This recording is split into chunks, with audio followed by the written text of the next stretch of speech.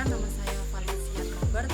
Saya mahasiswa dari kampus AMI Kejama Palu, jurusan Manajemen Informatika. Pada saat ini saya akan menjelaskan materi tentang sistem informasi dari mata kuliah Konsep Teknologi Informasi oleh dosen pembimbing Pak Acolele Eskom MM. Baiklah teman-teman, saya akan menjelaskan sedikit tentang tempat saya di mana berada pada saat ini. Pada saat ini saya sedang berada di Taman Doyarta Petobo, tepatnya di Kota Palu, Sulawesi Tengah. Taman ini adalah taman yang cukup ramai didatangi oleh orang-orang dari semua kalangan, baik anak-anak, pemuda, dewasa, maupun orang-orang tua. Di sini di pagi hari kita akan mendapati orang-orang yang sedang berolahraga, sedang ada petugas kebersihan yang sedang membersihkan taman ini.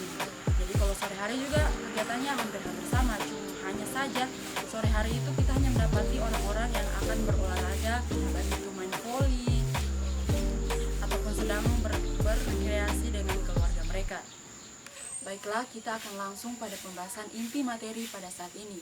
Saat ini saya akan menjelaskan tentang bagaimana apa itu sistem informasi. Yang pertama adalah informasi dan sistem informasi.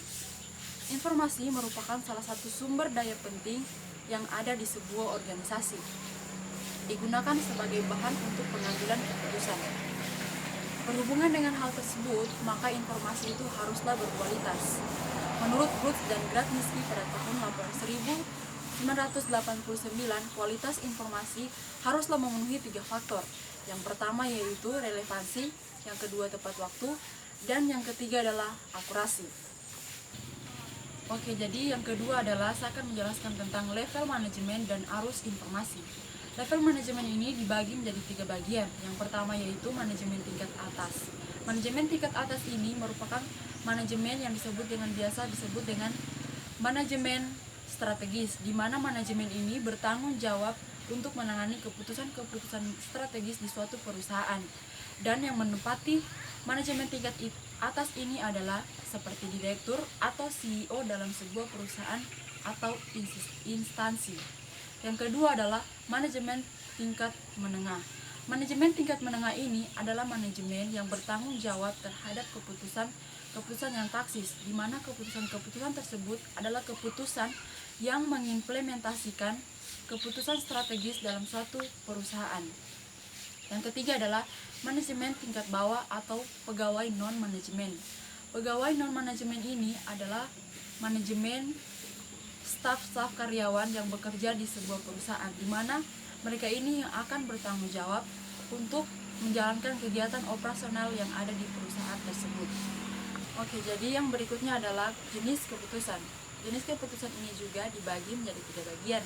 Yang pertama yaitu keputusan terstruktur. Keputusan ini adalah keputusan yang dilakukan secara berulang-ulang dan bersifat rutin. Yang kedua adalah keputusan semi terstruktur, di mana keputusan ini sebagian keputusannya bisa ditangani oleh komputer dan yang lain harus ditangani oleh pengambil keputusan sendiri. Yang ketiga adalah keputusan tak terstruktur, di mana keputusan ini yang sifatnya rumit karena keputusan ini tidak dilakukan secara berulang-ulang atau hanya dilakukan sekali saja. Yang berikutnya adalah sistem antar organisasi atau IOS. IOS ini dibagi menjadi 2 bagian. Yang pertama adalah efisiensi komparatif, di mana para mitra dagang yang bergabung di IOS ini dapat menyediakan barang atau jasa mereka dengan harga yang lebih murah dibandingkan daripada pesaing mereka. Yang kedua adalah kekuatan tawar-menawar. Kekuatan tawar-menawar ini dilakukan oleh perusahaan yang mampu menyelesaikan perselisihan antara pemasok dan pelanggannya dan menguntungkan dirinya sendiri. Kekuatan ini berdasarkan 3 metode. Yang pertama yaitu menawarkan keistimewaan dalam produk yang unik. Yang kedua adalah mengurangi biaya yang bersangkutan dengan mata pencaharian. Yang ketiga adalah dengan meningkatkan biaya dalam. Baiklah, yang berikutnya adalah unit layanan informasi, di mana unit layanan informasi ini dibagi menjadi 2 bagian. Yang pertama adalah PDE, Processing Data Elektronik. Yang kedua adalah MES atau Management Information System. Jadi, dalam unit sistem informasi ini dibagi menjadi beberapa bagian. Ada yang disebut dengan direktorat, subdirektorat, sekretaris direktorat, dan seksi subdirektorat. Dan seksi-seksi ini pun dibagi menjadi beberapa bagian. Yang pertama adalah Direktorat Sistem Sumber Daya Informasi. Yang kedua adalah Sekretaris Direktorat Sistem dan Sumber Daya Informasi. Yang ketiga adalah Subdirektorat Infrastruktur dan Keamanan. Yang keempat, Subdirektorat Aplikasi dan Komunikasi Multimedia. Yang kelima, Subdirektorat Informasi dan Analisis Data. Yang keenam, Seksi Infrastruktur Jaringan. Yang ketujuh, Seksi Pusat dan Keamanan. Yang kedelapan, Seksi Aplikasi dan Layanan TI. Yang kesembilan, Seksi Telekomunikasi. Yang kesepuluh, Seksi Pengembangan Sistem Informasi. Dan yang 11 adalah Sistem Analisis Data. Jadi baik, yang terakhir adalah pengembangan sistem informasi. Pengembangan sistem informasi ini biasa disebut dengan SDLC.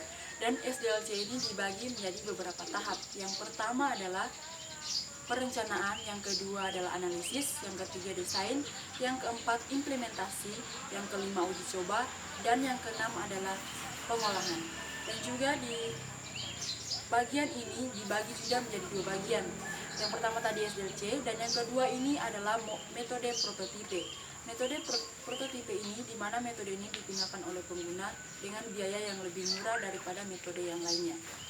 Oke guys, terima kasih untuk semuanya yang sudah menonton video ini dari awal sampai akhir.